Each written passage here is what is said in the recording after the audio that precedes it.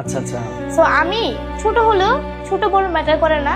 আপনি যে বয়সে থাকুন, আপনার অর্থনৈতিক যে অবস্থায় থাকুন, আপনি কিন্তু চাইলেই মানুষদের পাশে দাঁড়াতে পারেন আপনার সামর্থ্য অনুযায়ী। আমি সত্যের পথে কথা বলবো, তাতে যদি যা হয় আর কি, ওটা আমি অ্যাকসেপ্ট করতে রাজি সব সময়। এই বিষয়টা আপনার ক্লিয়ার করি।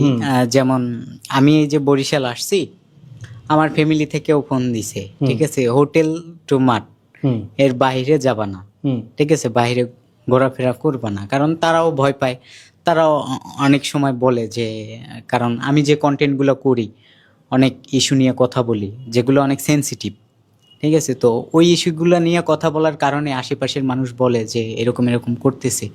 তো তারা আমাকে বলে যে এগুলো করলে জীবনে রিস্ক থাকে বা কি কিছু। আমি তাদের একটা কথাই বলছি, মানে আমি একটা পার্সোনাল কথা বলি, মানুষের 100 বছর 200 বছর বাঁচার শখ থাকে না, আমার আসলে ওই শখটা নাই। মানে আমার ইচ্ছা যে আমার শরীর যতদিন ঠিক আছে, আমি ইয়ং বয়সে যদি মারা যাই, এটা আল্লাহর কাছে লাখ লাখ শুকরিয়া। তো আমার মৃত্যুর ভয় নাই, কারণ ওই বয়স্ক যখন আপনার বয়স হয়ে যাবেন, তখন কিন্তু আপনার শরীরের কন্ডিশন এমন হয়ে যায়, আপনি পৃথিবীর কাছে বোঝা হয়ে যাবেন, নিজের কাছেও বোঝা হয়ে যাবেন। তো ওই অনেক দিন বেঁচে থাকার স্বপ্ন আমার নাই, যার কারণে আমি কিছু ভয় পাই না। আমি সত্যের পথে কথা বলবো, তাতে যদি যা হয় আর কি, ওটা আমি অ্যাকসেপ্ট করতে রাজি সব সময়।